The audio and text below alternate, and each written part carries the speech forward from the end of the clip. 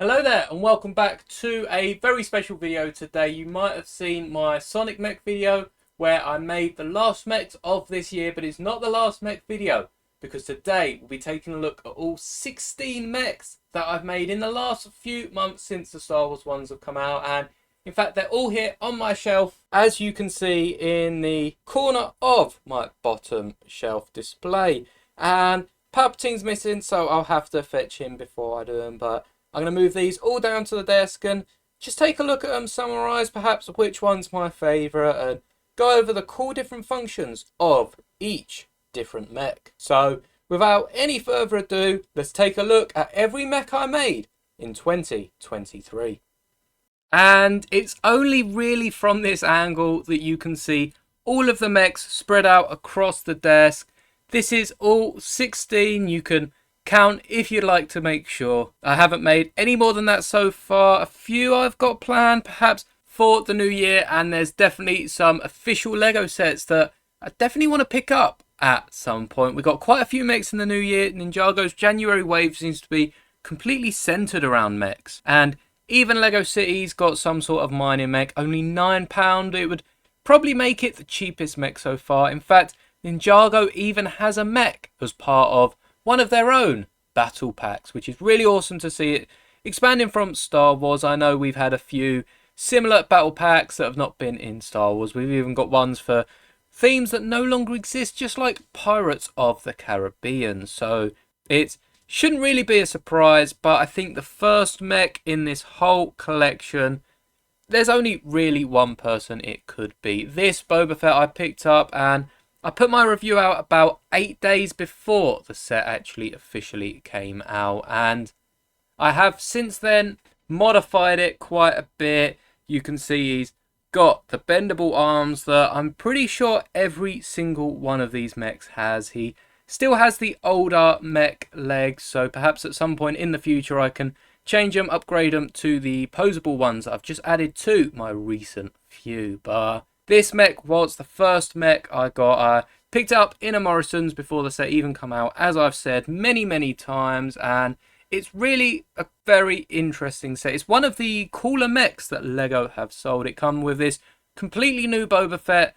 No one really asked for it. It's not a Return of the Jedi anniversary figure because it's actually the suit he wears in Empire Strikes Back, and it was just really odd to get, really cool to pick up, and especially for this $12.99 set. Most places were selling these two for £20, and in fact still are if you look hard enough. So it was a really cool figure to get, and once again, bendable arms just look so much cooler for these mechs. I think this one was then succeeded by the Vader and Stormtrooper one, though I do think the Stormtrooper one was the first one to be upgraded, because around the time that this mech actually came out, we got this minifigure, which it was the first time we've actually seen this Stormtrooper minifigure. The torso and legs were used in the Trash Compactor Escape on Han and Luke, but it's the first time we saw him on a trooper for, I believe it was, this mech. And the same figure came out in the magazine, the same new Stormtrooper figure. So I made a video, what is more worth your money? And funnily enough, the mech actually won because of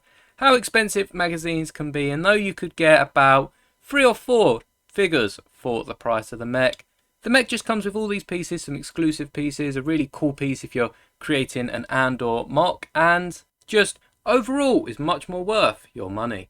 So once again, I've pretty much got dedicated videos to all of these figures, perhaps not the Luke and the Emperor, but we'll get to them in a minute. As the next one up is the next mech I bought.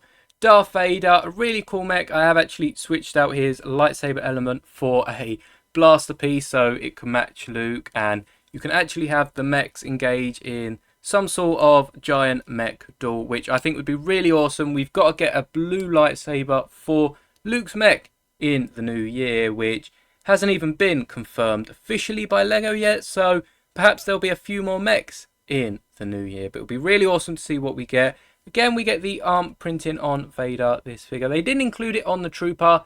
Arm printing on the Stormtrooper would have been crazy for them to include. There's not really any going back from that, so I can understand completely why the Stormtrooper doesn't have arm printing. It's not a significant enough figure, but to get arm printing from the UCS X-Wing this year in a mech next year with the pilot Luke would be really cool. The main thing I'm looking forward to is dual molded legs. I think there are so many dual molded legs. Instead of arm printing, I would much more happily take the dual molded legs. It just adds much more accuracy to the minifigure than arm printing. But again, we'll see that next year. We'll see if we're even getting a mech for X-Wing Luke. And the Vader one's cool. I've got the bent arm so he can reach out and force choke someone, which for Vader is an absolute must. There's not much fear in the enemy's eyes when he's got his arm bent and just trying to force choke someone with his arm close to his chest, so he can really reach out with the force quite literally. And I think the arm bending just really adds something to these mechs. So keeping with the Star Wars theme, the next two I created were the Emperor and Luke to go with my throne room diorama, and you can see they're quite simplistic. The Emperor has a load of different parts jotting out for his robes. He's even got the clasp for his cloak, as you can see just on the torso there sticking up, represented on the mech, and it does look really cool. I've actually used the torsos from Thor and Miles Morales, I do believe, for these mechs. So many Marvels died to get us these Star Wars mechs, but they're really cool. Once again, Luke does have that blaster piece, which makes an awesome saber, and they do come in many different colors. You can have blue, which came in some of the buildable minifigures like Jyn Erso, and there's even a metallic one that comes with the, I think it's the N1 Starfighter, which can easily represent the Darksaber. So again, another cool mech to add to the collection. And as we approach one of our last Star Wars one, in fact it's one of two last Star Wars mechs, we do have Marok here from Ahsoka, and it's really just any Inquisitor mech. Marok specifically doesn't have this Empire logo on his arm, which I actually got from one of the solo battle packs, but this does represent any Inquisitor pretty well. You've got the double-bladed lightsaber, which I've just got two of the Vader mechs to get that second saber piece, and it'd be really awesome to get a General Inquisitor in this form, especially one Inquisitor they haven't done yet. We've seen Marok, we've seen the Inquisitors from Kenobi, we've even seen a few from Rebels in Lego form, so perhaps give us one from the comics in a mech form a few years down the line and face it off against perhaps a Temple Guard, which would be really awesome to get, especially because of the duality between the two. Of course, the Grand Inquisitor originally being a Temple Guard himself. And if you're not a fan of Star Wars, don't worry, this is the final Star Wars mech that I'll be showing off in today's video, though to be honest, I'm pretty sure most people who watch my videos are fans to some extent of the movie franchise. But here we have Captain Rex.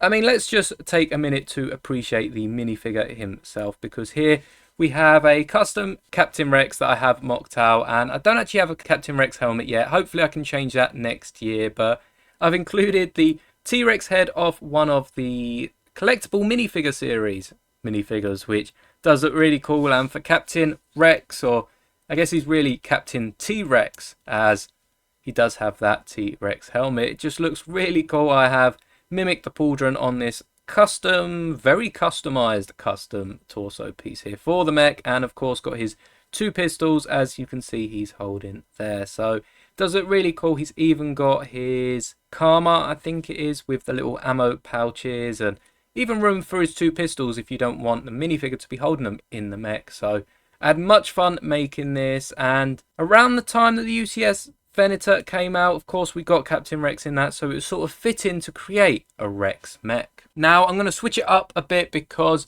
we've seen the first mechs I created. Now let's have a look at the last mechs just to see how far they came, and it was this Sonic trio you can see just off to the side here. Perhaps I can space them around so the background doesn't look as thinned out as it did, but you can see Sonic here does have the iconic boots. He's got the sort of fleshy coloured arms, slightly different to the actual colour of his minifigure arms, but close enough. We've got this blue torso piece here which allows Sonic to come in and out of the mech, and also just a bunch of grey pieces to sort of build up the mech, make it look more robot than just an enlarged Sonic. And of course we had to include these hedgehog spikes on the back of his mech just to add that depth to the MOC that Sonic would need, and of course continue his spikes down his back.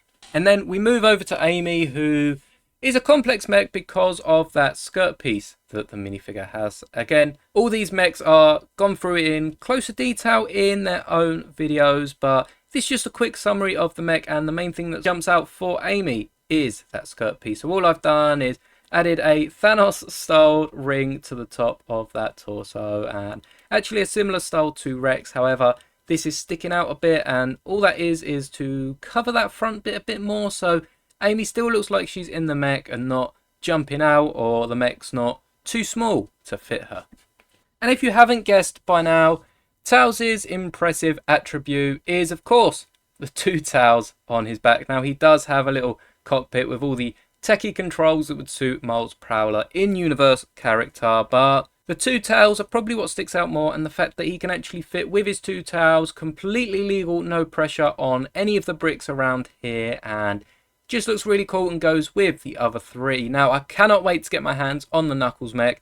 It looks great. It also comes with the Rouge minifigure. It's a little more expensive than I'd want. I think it's about £30–35, so I might have to wait a little bit to pick it up, but as soon as that goes in a sale and we're getting sort of 20–30% off, I'll definitely be picking it up to review here on the channel alongside Shadow Bike Escape. Now, something I haven't shown off on the last few, and I've actually saved it for Cyclops here because there's not too much special about the character besides the fact that he's using Wolverine's legs, Wolverine's head from the CMF, and is actually one of the custom minifigures I created with my duplicate Wolverines, and that actually ties into Rogue just back there too. But the legs of these mechs, all the recent ones, can actually straighten, and they can bend a bit too far, but we will ignore that. They can straighten out, and it just allows them to do a few more poses. You can have Cyclops do the splits, or perhaps perform some really high kick with the straightened legs, and you can get that same angle that Lego have with their pieces, which makes you think, I wonder if they originally had this sort of connection in mind for the mechs and decided that it'd just be better to create a brand new piece to save people putting legs on backwards or any difficulty for the younger builders. So I'd really love to know the process behind creating that new piece, because all of the new Lego pieces nowadays just seem to be a group of elements pieced up, even like the backs of most of these mechs. You can see I brick them up myself, as you can just piece them together. That goes the same for in new sets like Mando's N1 Microfighter. There is a piece that's just 3 bricks put together, but they've decided to make a whole new element for it. I understand different colours, but some of these new pieces I don't think are as worth it as they may seem. So we'll take a closer look just so you can get that detail in there, and all the colours and designs you expect to see on Cyclops torso. Now, all these X-Men figures are inspired by the old 90s series, which is coming back for another season, perhaps even another few seasons. Disney are sort of rebooting it, and it's lovely because it's my favourite portrayal of the X-Men. I know the movies are definitely fan favourites, but I really like the series, and to be able to build mechs from that, I mean, we're even getting an X-Men jet in the new year, which we've already seen plenty of pictures on, and that is what inspired this character selection. You can also see I do have Rogue here, which again is another custom minifigure using Wolverine's torso from the CMF. So between the two of them, they basically have Wolverine's complete minifigure, I guess. All you're missing is the mask, but once again, we're using the piece from the actual Wolverine mech for the belt, which you could definitely use on the Cyclops as well, and even Wolverine and any other mechs you are building. But the colour combinations here are really interesting. It's enabled me to get a lot more detail on the sleeves with the different shades of green, where I didn't really have many different shades of blue, and Cyclops himself is just the one shade of blue. But these two mechs were inspired by the 97 line of figures that Hasbro released for the Comic-Con earlier in the year, and in fact these are 2 of the 4 minifigures coming in the X-Men jet. I assumed it'd be these 2, Wolverine and perhaps some sort of Sentry, but instead of the Sentry we're actually getting a Magneto figure, which is really awesome. We don't have one from the animated show with the giant M on his chest rather than the helmeted style that we see more so in the movie. So it's great to be seeing these minifigures. Of course, I already have the customs, and if you're interested in making them, there is a video where I make a ton of different minifigures from the Marvel CMF line, and that's not just limited to Marvel. We've got Attack on Titans, we've got Star Wars, and so many other themes popping up in that video. Now, the final 2 sort of X-Men figures before we go on to the Marvel ones. We've got Wolverine here, which is just a remodeling of his actual Lego mech. He has already had one, and I've updated the arms to fit with the CMF minifigure. As you can see, I've included the old torso, legs and helmet as they did match with the colour of the torso and some of the more yellow pieces I had. I didn't really have too many yellow pieces, and especially videos since then, I've pretty much run out my whole yellow supply of Lego bricks. So I'm very happy I chose to go with this yellow, with the exception of maybe 1 or 2 bricks on the legs, but we'll ignore that. I actually had to order a extra piece for the claws because I completely lost one since having the mech, and considering the mech was all roughly in one tub with a bunch of other broken sets, it's a surprise that I managed to lose it, but I guess I just misplaced it. It probably never made its way into the box, and of course Wolverine with them nice printed arms had to be represented on the mech. It's a sturdy little mech. The back is more or less as it was in the original mech, so perhaps I could have rebuilt that to match the others, but I'm very happy with how it turned out. It's just a bit shorter than the rest. And my favourite X-Men mech is here, the Sentry. It just looks so good. It's actually minifigure scale, and you can even rip off the head here, which is just a snot brick with a few plates keeping it in place, and get a minifigure in there. There is room to keep a minifigure in there. I use the giant minifigure sort of droid arms even to represent it, and it's got a few different techniques. You can add some red studs to the bottom so that it's blasting up into space. You've also got the laser coming out of its hand, and even the little bits of wind that I think they only really use in the first season when they're chasing the X-Men through the, I think it's through the shopping mall. It's in fact one of the very first episodes of the show. So it's a really cool design. There's some really cool techniques as well, just to cover up every sort of angle. And as it's minifigure scale, I originally displayed this in my Lego City, and it looked really cool fighting against the minifigure X-Men, but I think it definitely belongs on my mech display with the rest. And the final two, I don't know which one I'll cover first. I think I will cover Hulk, as he was the last of the original 6 X-Men I needed in minifigure form to complete my series, and now I have all 6 thanks to Hawkeye showing up in the Marvel CMF and being able to build a younger version of him from there. And I also have the Black Widow from one of the Avengers sort of battle packs, I think it was. Nice arm printing, and it went on sale. I think she was included with an early Falcon, so it was really nice to pick them up in that.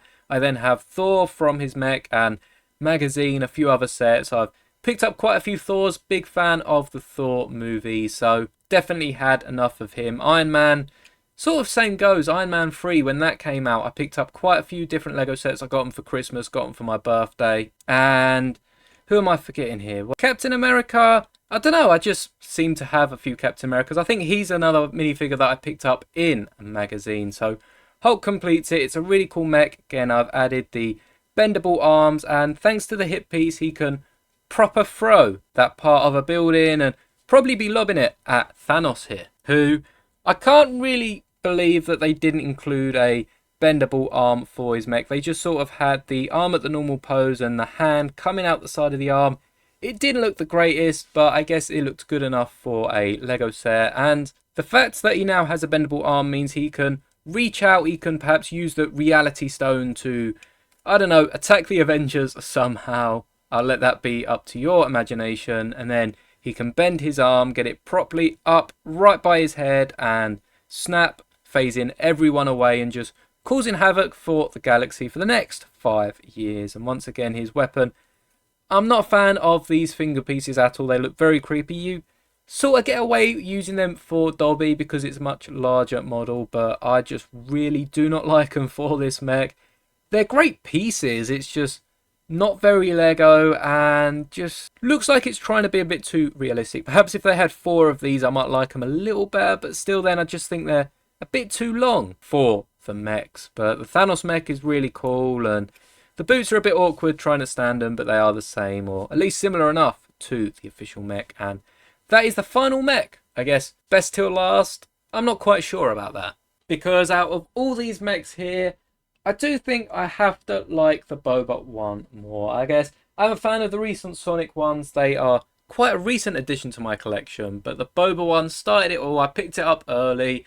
Great memories reviewing the set, opening it up on the channel, and was one of the first reviews I did. In fact, the first one was Boba's Microfighter, but it was sort of the review that got this channel crawling. So I am very happy to have got that. I think the best custom one I've built is definitely between Rex and the Sentry, but I just love the fact that the Sentry is actually minifigure scale, and I do like builds. I think they just hit different when they're minifigure scale, so I'm a big fan of the Sentry, and I just can't wait to see what mechs we build next year. I mean, most of these have been built in the last sort of 4 months, so if I've built 16 in the last 4 months, next year we have many, many more to go. I mean, I'm probably going to build at least 40 mechs in 2024, so stick around, like this video if you did indeed like this video. Don't forget to subscribe so you don't miss out on any of the other mechs we create next year.